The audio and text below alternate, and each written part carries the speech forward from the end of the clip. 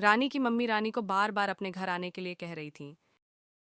रानी बिटिया, अब की बार तो घर आ जाना, अब तो बच्चों की स्कूल की छुट्टियां भी पड़ गई हैं। हाँ मम्मी, अब की बार तो मैं जरूर घर आऊंगी। बच्चों की स्कूल की छुट्टियां भी पड़ गई हैं। हाँ मम्मी, मैं अब की बार बस से नहीं आऊंगी क्योंकि शहर में बहुत ज्यादा भीड़ होती है। हाँ तो ठीक है, इस बार मेट्रो से आ जाना। अब रानी यह बोलकर चली जाती है। अब कोमल घर जाने की तैयारी करने लग जाती है।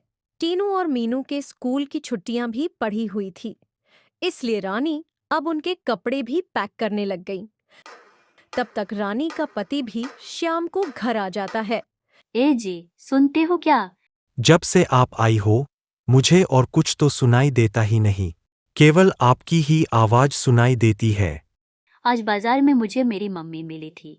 वह मुझे घर बुला रही थी। अब तो टीनू और मीनू की छुट्टियां भी पड़ी हुई है। क्या मैं अपने घर चली जाऊं? हाँ, हाँ, अब तो बच्चों के स्कूल की छुट्टियां भी पड़ी हुई है। आप अपने घर जा सकती हो। मुझे तो मेरे ऑफिस में बहुत सारा काम है। मैं आपके साथ नहीं आ सकता। जब भी मुझे टाइम लगेगा, मैं आपसे मिलने के लिए आ जाऊंगा।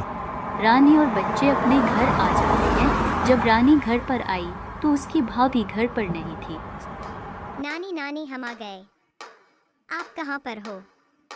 मम्मी, हम आ गए। आप कहाँ पर हो? नानी माँ, मुझे मैंगो खाना है। हाँ हाँ, तुम्हारे लिए मैं अभी मैंगो लेकर आती हूँ। आम खाकर तो मजा आ गया। अरे मम्मी, भैया और भाभी बाजार से कितनी देर में आएंगे? भैया को बाजार में से मेरे लिए 1 किलो बर्फी लाने के लिए बोल देना। भैया को पता है मुझे बर्फी बहुत पसंद है। हाँ हाँ, तेरे भैया को भी बोल देती हूँ मैं। यह लो, बहन। मुझे पता था आज आप आओगे। मैं आपके लिए आपकी मनपसंद बर्फी लेकर आया हूँ। मैंने आपको घर के लिए देसी घी लाने के लिए बोला था, क्या वह लेकर आए हो? मैं अपने लिए नहीं मंगवा रही हूँ। टीनू और मीनू अपनी नानी के घर आए हैं। वह दोनों देसी घी के पराठे खाते हैं, इसलिए मैं उनके लिए देसी घी मंगवा रही हूँ, ताकि बाद में सुनने को नहीं मिले कि टीनू और मीनू नानी के घर गए थे और देसी घी के पराठे भी नहीं खा पाए। नहीं लाया, वह तो मुझे याद ही नहीं रहा। अभी लेकर आता हूँ। हाँ हाँ, मैं जो घर का सामान मंगवाती हूँ वह तो आपको याद ही नहीं रहता। आप सीधे सीधे क्यों नहीं बोलते? बातों को घुमा घुमा कर क्यों बोल रहे हो? रानी यह सब बातें सुन रही थी। अरे नहीं नहीं भाभी जी, बच्चे तो केवल रोटियां ही खा लेंगे, उन्हें कोई पराठे की जरूरत नहीं है। रानी को उसकी भाभी के अटपटी बातें पसंद नहीं आ रही थी।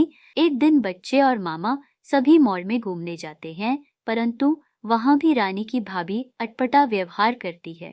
यह सब देखकर रानी वापस अपने घर जाने का मन बना लेती है।